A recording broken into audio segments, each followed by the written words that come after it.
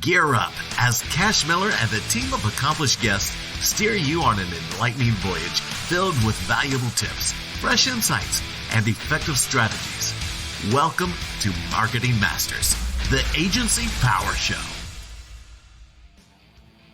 Hello, everyone. This is Cash Miller. I'm the host of Marketing Masters, and I'm the CEO of Titan Digital. Today, we are going to be talking about your brand, but how your employees can actually help you get that brand out and ways you can control your messaging and stuff, because it can be a scary thing when you're actually letting other people represent your company. And it doesn't matter if they work for you.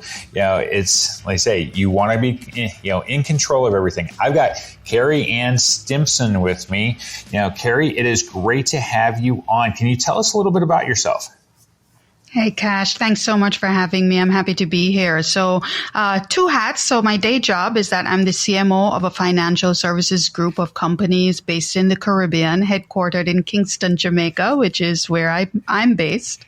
And my second hat is that I have a personal passion project where I'm the producer and host of my very own podcast. It's called the Internal Marketing Podcast. And in that podcast, I really focus on really enabling a conversation around how companies can better engage their employees as advocates of the company brand, which really is great for the brand and also helps to drive growth as well. So that's me. And that's why you're here today, because of that particular topic. You can drive a lot of growth in your business if you get your employees more involved. They can be advocates, whether it be in-person things that they might be doing, events they're attending, social media stuff. There are different ways that they can, contribute to, your brand, your company and stuff, and getting it out there. So let's talk about, first inspiring them. Okay. It's like a company that says, hey, I want to do this. But employees often are like, I don't know. I'm like, this is my job and I want to separate, when I go home, I'm done, So how do you inspire employees to actually, partake? Yeah, so there's a couple of ways to do that. I mean, first of all, I like to remind folks that in much the same way when we have our customers, if our product or service isn't great, our customers aren't going to be referring it. They're not going to be talking about it. And in the same way, employees are about the company that they work for and the product or service that that company offers. If our culture, if our employee experience, if the products and services that our company provides aren't great, then employees themselves are not going to be excited or inspired, as you say, to promote them either. So the first thing is I recommend is that make sure that your product, your service, your brand is something that is worthy of being talked about and is something that your employees are happy talking about. Make sure that your culture is one where employees feel safe, they feel valued, they feel heard. And again, that the product and the service is really competitive and a great one to be able to promote. So let's start there. The other way, though, I think that we can inspire our employees, Cash, is that I believe that in everything we do, we must remember what's in it for me, or the acronym WIFM, right? What's in it for employees if they were to be the ones promoting your brand? So again, when we talk about brand promotion and revenue growth, we're typically thinking about the company, the bottom line, and all the great metrics that we track as a company. I believe it's important that we share with our employees what are the benefits to them when they do that, right? And one of the great benefits I always encourage companies to share with their team is the building of their own personal brands as individuals, as employees. There's a great opportunity for employees who want to put themselves out there on great platforms like LinkedIn, or if they want to have their own podcast or start a blog. They're looking at the opportunity of them building a personal brand that benefits themselves personally, and at the same time, the company brand gets to go along for the ride. And I know we're going to dig into the risks of that in a little bit, but I would say those are the two ways. Make sure that what you have to promote is worthy of promotion and employees feel the same about that, but also they need to see the benefit that's inherent for them, which is the opportunity they have to build a great personal brand for themselves as well. Well, that's an interesting kind of observation, because, that they can build a personal brand. When we think of, that they're putting their brand out, like a company is, if their employees are helping, they're talking about it some and whatnot, but I hadn't really thought about it from the perspective of that employee can be doing something on their own. And I guess like an example that, could be given is, if you've got a brand that, it might be somewhat well known, but let's say you're trying to, I guess, sort of a brand ambassador within your community in a sense. If you have employees that are going out and they're representing, and they're doing it as, it's not normally what they might do, but they're attending events or something. And every time they do it, they're still the person that's there. They're, or if it's on social media and they're sharing it, they can build their own followings and stuff. And those things can bring attention to them, because employees, we know they move. They might not always be with your company and such. It is what it is. Yes. Yeah, exactly. It is what it is. But if they take the time to promote you, that can make them look better for one, to other potential employers, another, like greater opportunities than maybe your company can offer them. So, building a personal brand allows for that. That's really cool. Now let's talk pros and cons though for a second, because, there's benefits to a company. And I want to take this like almost two angles. The pros and cons to the company, but also the pros and cons to the employee, because you talked about building their personal brand. So, so cover each one of them like separately a little bit. Absolutely. So to start with on the company side, so the pros and cons, I think the pros are pretty straightforward in the sense that, when you think you have your employees, a team of employees who are out there building their personal brands, putting out valuable content online, especially content that's industry related to what it is you as a company are doing, you are really and truly as a company brand benefiting from that, because you get to go along for the ride, right? Mm-hmm. So here you have an army of people. When you talk about even in the world of social media, as a company brand with your company page, which we must have, the social media platforms, the algorithms aren't always very friendly to company accounts. And they say, look, if you want the reach and the impressions and the engagement that you're seeking, you're going to have to pay for it. But when you look at individuals on social media, individuals who are sharing organic content that are building communities in human and authentic ways, they get to enjoy much greater reach and impressions than your company brand could do through your own company accounts. And so that's the biggest pro. You're getting an army of people who are talking about things that are related to what you do as a company and in the industry with their communities. That's getting great engagement. The obvious con, of course, and I know your audience probably picked that up already, is that, you do run the risk when you have individuals putting content out there, putting themselves out there. They reflect the company brand, whether we like it or not. And so the con is that if you have someone who may say something that's in contravention of what it is you stand for as a brand, or heavens forbid, they give out information that's perhaps a bit too confidential or proprietary to the company, there is that risk. And I know we'll get into the mitigation factors that you can put in place, but those I'd say are the biggest pros and cons on the company side. On the employee side, the pro is a great personal brand. In a difficult job market, it doesn't hurt to have a great brand where you're positioned in a way that you can put your knowledge, your experience out there that demonstrates to an audience or recruiters that, hey, I know what I'm doing. I'm doing a great job. And I'm part of an awesome company already and an awesome team. And these are the great things that we're doing. The con side, I believe, for the employee is that you don't want them to be perceived as being a walking, talking billboard for the company. All right. Because the con side is, first of all, your community really doesn't want to just be hit with company content all day long. Our company is great. This is why we're awesome. It's like, okay, can we just get real? Can we just get personable? Can we get content that's really valuable? And so we want employees to make sure that they're striking the balance between sharing great information about the company that they represent, yes, but also recognizing that they're serving their community first. And so the content that they put out there needs to be value added to the community, recognizing that either way, they're going to be able to build a great personal brand for themselves at the same time. I want to ask you about that. Okay, so, and to give a specific type of example, my agency, we've dealt with a lot of insurance agencies over time. And so and I've seen a lot of individual like insurance, agents and such. And this can happen in real estate and stuff too, where you have the individual and they're putting themselves out there, they're building up the brand and whatnot, they're helping with that.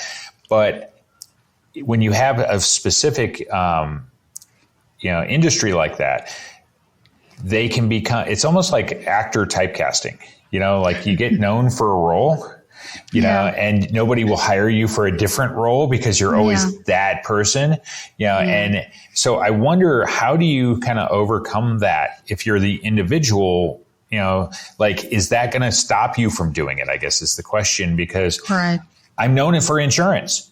So if I want to get out of the field, like I can get a job with another insurance, company or something. Easily, right? Yeah, no problem there. But if I'm trying to, switch careers, then how would I approach it? Because I would think that that's like a fear you might have. And if you do too much of the branding, there's a downside. Right. And that's a great question. And I think, first of all, I'd remind everyone who is an employee putting out content on a platform like LinkedIn or Twitter or now Threads, that first of all, you're human first, right? So it really is first and foremost not about just spewing. So if in the case, to use your insurance example, it's not about spewing insurance content every day and I'm beating folks over the head. If it is you have another interest or skill set that you want to showcase through your LinkedIn platform, feel free to do that too. I mean, as a CMO myself, if you look on my page, I don't only talk about marketing. I talk about leadership. I talk about team member engagement. I talk about business communication and communication strategy. And so what that does is it shows that I'm certainly wide and varied with respect to the skill set that I have, the experiences that I've been able to bring to the table. And you are able to engage a broader audience, so people get to see you in different capacities. So even if I get like a speaking engagement or I get invited to work on a project, I'm not just on a marketing project. I get a speaking gig to talk about women's empowerment because they would have seen a post I did for International Women's Day and how I'm doing the work-life balance thing, So it's important to remember that there are plenty of opportunities for you to showcase who you are, not just the industry that you're in or the company that you're working for at that particular time. So that kind of goes into if you're going to be pushing the company, if you're going to, you say, yes, I am willing to help promote the company and get the name out there more, you want to be thinking about it so that it's not just that. You start to say, okay, I want to start branding myself too personally and being known for more because of opportunities that can come along that you don't necessarily realize, when you first start. But that way you've got a combination. You're not just, they don't just see you as doing insurance or something else, right? Over and over. So it becomes a conscious decision to say, okay, I'm willing to put myself out there. I'm going to build my personal brand. This could help build my career. And then if it's benefiting the company that I'm working for, because I can include that, that's going to make me look also better. Let's talk about this because, if you're willing to do that, there's another benefit to the employee as far as the company they are currently with, Yes. And so what would that benefit be? Because you've got, I don't know, I see it as being, you're doing something to stand out for that company, within management sees you in any number of things, right? Yes. So for the employee, absolutely. It helps to position you as someone who, again, is not just in one particular area. We can stick with the insurance example, but it shows not only the external audience what it is you can do, your expertise, your experience, but you're right. It also positions you for top management as well. I think what it also does, and I'd just love to piggyback on that and talk about the benefit to the company as well, is that what you're also doing is you're positioning the company as a great place to work, or what some would call a great employer brand. Because when you have employees who are just robotically talking about insurance all day long, again, sticking with the insurance example, or whatever industry you're in, it seems robotic, it seems inauthentic, and it's almost like, well, it looks like the company is mandating this or dictating this. These people are probably not even happy about it. But if you you have your body of employees who are, are just, we say to them, look, just talk about what you're passionate about. Yes, you're in our industry. We encourage you to share thought leadership, subject matter expertise with your community. But if you're passionate about an area that is something that is within your background or something that you really want to lend your voice to, then once it's not in contravention of what the brand stands for, then please, by all means, share it. Because what you're doing is you're showing your community that these are happy, engaged employees. Yeah. They're on LinkedIn. They're sharing great content.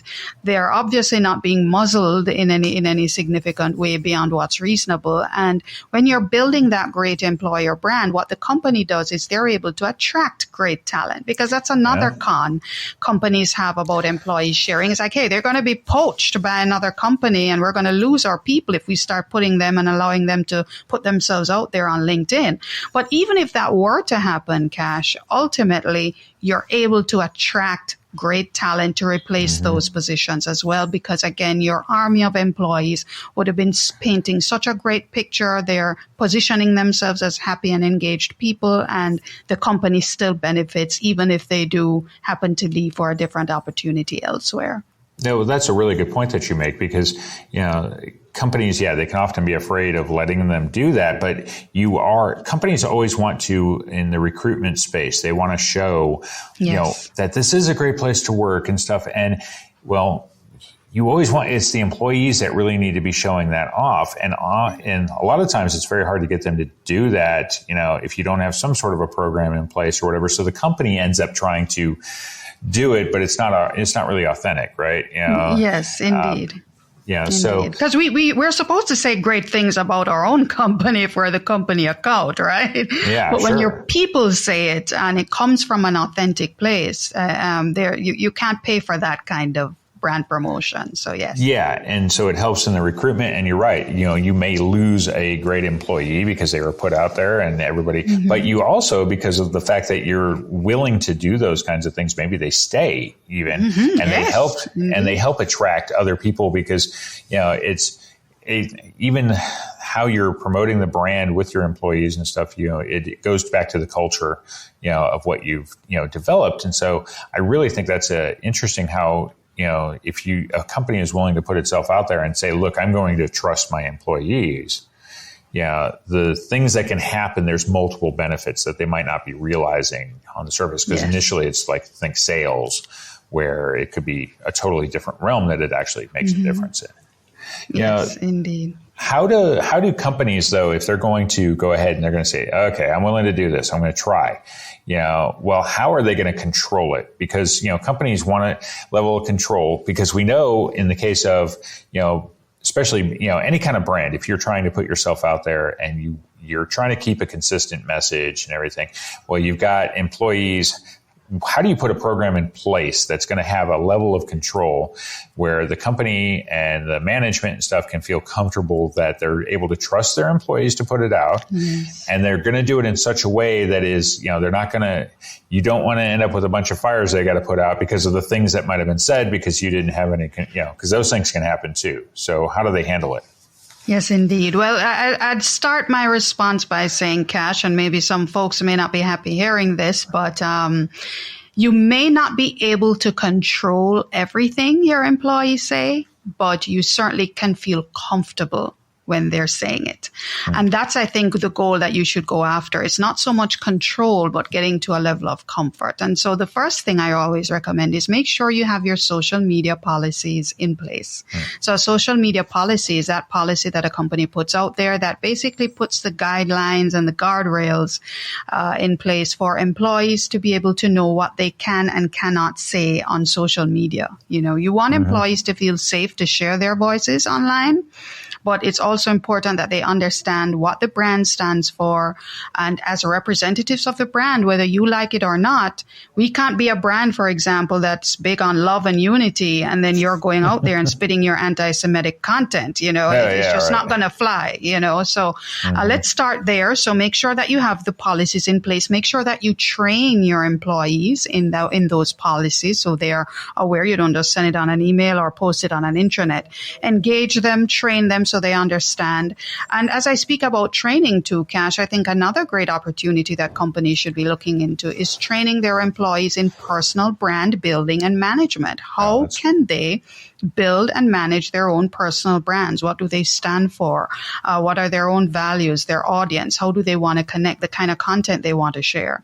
Because I'll tell you, again, in my job, we have a social media policy for our company. I've been trained in it. I'm obviously the CMO, but even as an employee, what I've found is that when I'm doing my podcast, which has nothing to do with my employer, my boss isn't losing sleep at night that I'm going to be on my podcast talking about anything that's in contravention of the brand. So let's start with the policies and provide the training in the policy, but provide also personal branding training, because ultimately employees want to make sure that their personal brands are solid, not just for their employer, but for their next employer or their next opportunity. So make sure those strictures and guardrails are in place, and you should be comfortable, if not being able to control everything.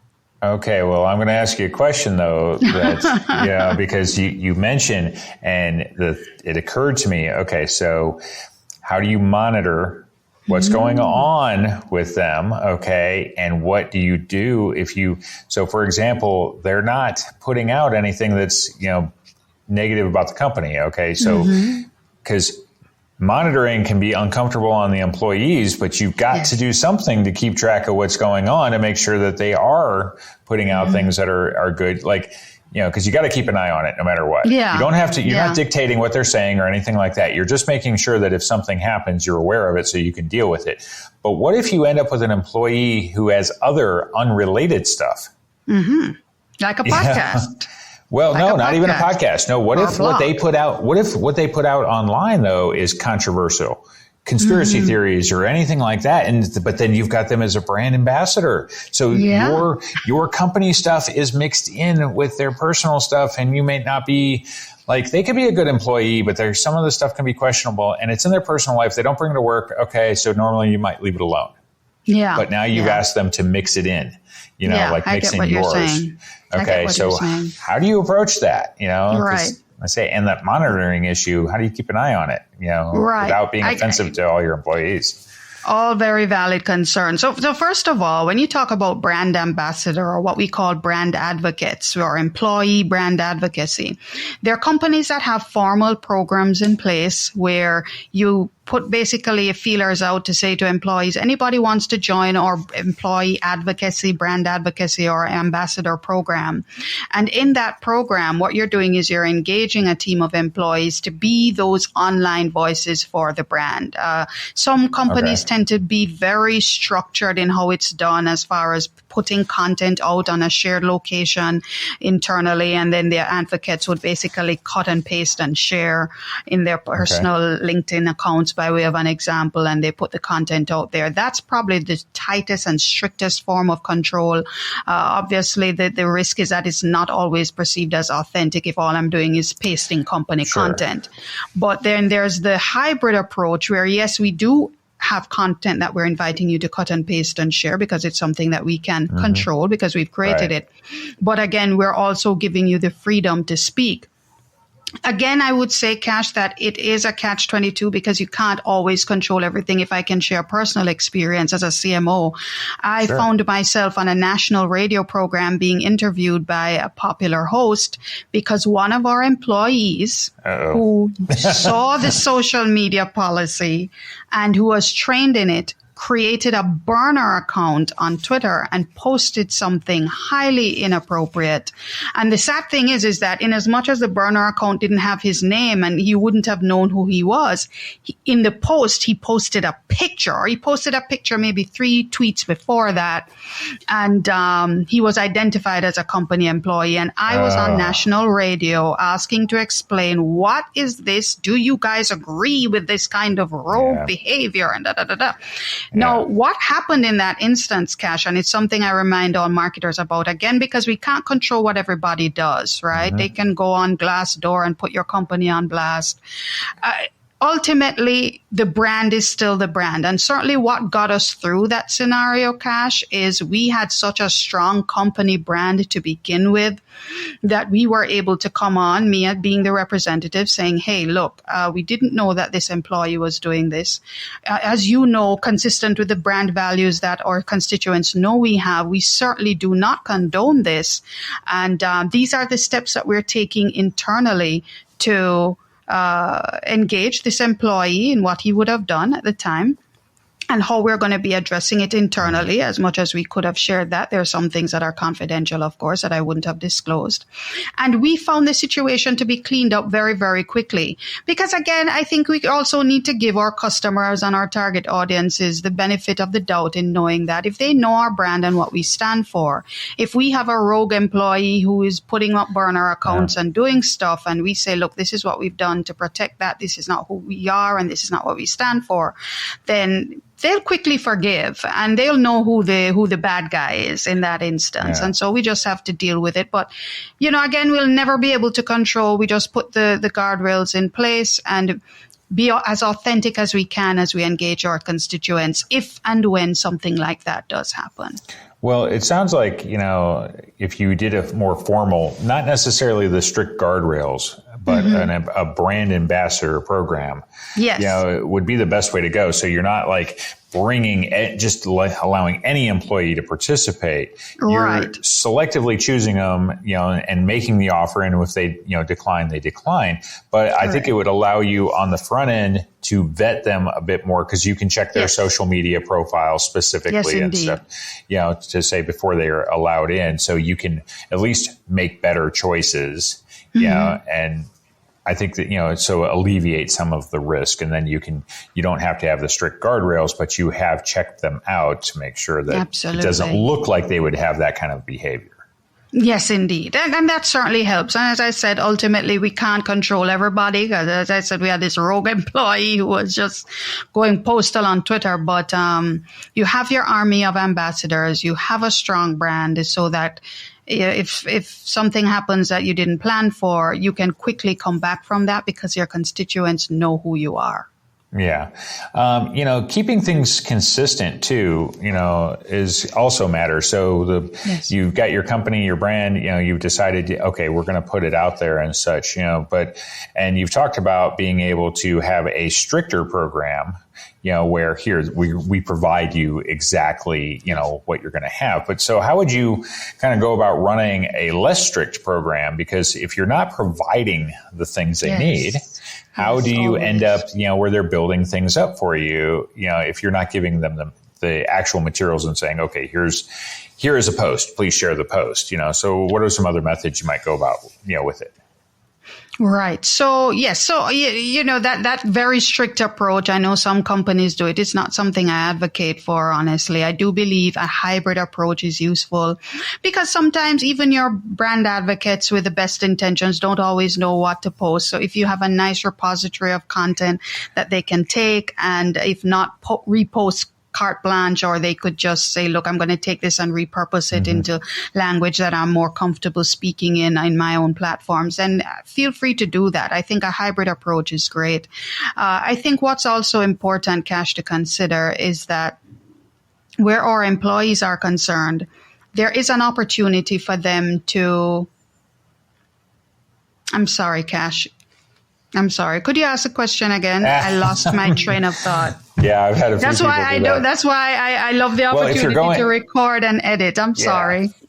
If you're going the hybrid approach, though, where how, besides formalized content that you're providing, how do the employees go about? What does a hybrid approach actually look like? Because what's the other half of it? Right. So the other half of a hybrid approach is really about employees putting content out there that they're passionate about. Right. And so, for instance, in my case, I have a podcast. I'm passionate about internal marketing. Certainly, JMMB is a financial services company. There's really nothing to do with internal marketing in our business model. But I see the opportunity to cross-reference internal marketing to the culture of JMMB and what we stand for and the values that we have. So what happens is that when I'm putting my content out there, folks get to see either a consistency or an alignment with my role with JMMB as a marketer, the brand that JMMB has, and the message that's coming out in the podcast that I have to share. And you know what? I think there's also an opportunity, Cash, for companies to consider how can we collaborate with our employees and the content they're creating. So I know in our team, we have our graphic designer. She's a travel blogger on the side. She loves to travel, and she has her own travel blog. Again, travel has nothing to do with JMMB Financial Services Group. But what we've done is we've found ways to collaborate with her and her content. So there was one piece on our social media platform where we asked her to provide some tips on how to do a solo vacay on a budget. Right? Because she's a travel blogger. And so we were able to showcase her content on our platform. So she got exposed to our community as a company brand. And then she got a chance to share her life at JMMB and her connection to the company on her blog through the same piece of content. So I think it's just being open to the fact that our employees are people too, so we can share content with them that they can use or repurpose, but giving them the empowerment to be able to generate their own content and find ways to collaborate and share across the line so that everybody benefits as well. Yeah, that kind of goes into the importance of, if you're going to do a formalized program, because of that, because you need to work with the employees that are going to be part of it. You need somebody kind of coordinating things, providing the formalized stuff, but also, looking for opportunities with each person and being able to kind of brainstorm with them and saying, okay, what do you do on the side? Are there opportunities? Because that's a really good one, the travel. And then you say, traveling on a budget, which is a financial related thing. Right. Exactly. Yeah. And so those opportunities exist, but often companies, I think don't realize or don't know what goes on in the individual lives that much that are, on the side. So, and you don't want to pry too much, but you want to be able to, ask them and say, okay, because now you're brainstorming, you're saying, hey, what is it you do? Where do we think we could, work together in it? And, you're building up that personal brand there. And of course, in your example, you've also helped them because of what they do on the side, get more exposure too. So it was a nice little trade-off there as well. Yes, indeed. And, who would have picked up on those opportunities? If you have a structured employee brand advocacy program in place, whoever is the coordinator or who are the coordinators of that program, they'll be the ones looking out for those opportunities as well. So they're engaging the brand advocates. But even in the case of this travel blogger team member, she wasn't a formal part of the employee advocacy program. But because she had our travel blog and we caught sight of that, we saw an opportunity. We jumped on it, and then we shared the opportunity with our advocates to provide them with further inspiration about content that they could generate in their area of passion that could really provide a collaborative opportunity with the company brand as well. So whoever that employee brand advocacy officer is, for want of a better term, they're not only taking care of the program, but they're also on the lookout for other collaborative opportunities across the company with other employees who are already using their voices online. Well, this has been really good. What would be if a company wanted to start such a program? How would they go about? What would be your recommendations in putting one together? Right. Well, so assuming that, again, your product in terms of your culture is one where employees feel safe, heard, and valued, and you have all of the guardrails in place by way of your social media policies to be able to guide that, then I would recommend just, first of all, throwing a net out there that says, hey, we're starting this program. Are you interested in building your personal brand online in a way that benefits you and ultimately benefits the company as well? See who raises their hand. Again, not everybody is going to be comfortable doing that. So see who raises their hand, engage them, bring them together, similar to what we would have done. And we would have started out by saying, understanding what their goals are, what did they want to get out of their experience and the opportunities they wanted to leverage. See if there is alignment. Once there's alignment, you have your team of advocates together. Start out with training, personal branding training. If they wanted to do something on social media, train them in how the algorithms or the platforms or what works as far as great content on those social media platforms, and training them as far as how they want to show up as a personal brand online. And then once they have all the tools they need, even if it is a podcast, there's podcasting opportunities where they can be trained. And even if you want to go as far as providing them with the basic equipment they need to get started, it's really about training and empowerment at that point. And then you can get started. Again, have your repository of content that's available that they can use, they can take and repurpose as their own, or just generally having them feel free enough to share their own content. I found what's also useful is that I believe that encouragement sweetens labor. So we've had things like we'd have the social media ambassador of the week, where we share an email across the company that talks about, hey, this is Susie and she is the brand ambassador of the week based on some of the work we see her doing on LinkedIn or on Instagram. And we give her an Amazon gift certificate as a nice gift for what it is she's done. And what it does is, of course, it creates a bit of FOMO for employees who see that and see one of their own doing exactly this thing online. And you encourage more people to come on board. And it's really just about encouragement. We have Slack groups sharing successes and wins, algorithm update tips, content generation ideas. It's really just about making sure that you keep the team engaged and empowered and excited about being these ambassadors online for themselves and for the company brand as well. Yeah, well, it sounds like it helps, build also a bit of company culture too, because they're, because they all have this collective mission to do it, and the company is rewarding them, for doing it, in multiple ways. So I think that's really good. And I think, people that participate in such programs, often, especially with bigger companies, you don't often know, everybody that's there. So you get people that normally wouldn't work together become part of a program and, really kind of extend their own personal network, of, what could be friends, colleagues and stuff, because you can have, normally they barely even, talk to each other or maybe never because of what they do. Yes, indeed. Absolutely. Because they do two totally different jobs. So there's not a reason otherwise. So I think that's really great. Well, how would people get a hold of you, Kerry-Ann? Your podcast, so people can listen to, more of this great advice, Absolutely. So it's the Internal Marketing Podcast. So if you Google that, you'll find it. It has a website, and also it's also available on all major podcasting platforms. So I encourage everybody to jump on into the conversation, have a listen, and I'm also easily accessible on LinkedIn, Kerry-Ann Stimpson. So feel free to follow along on the journey, join the conversation, and connect with me there. Okay, well, it's been really fun talking with you. I think there was definitely a lot unpacked and, to be able to learn from. It's, so I've enjoyed having you. I am Cash Miller. I'm the host of Marketing Masters. I'm the CEO of Titan Digital, and that is it. We are wrapped.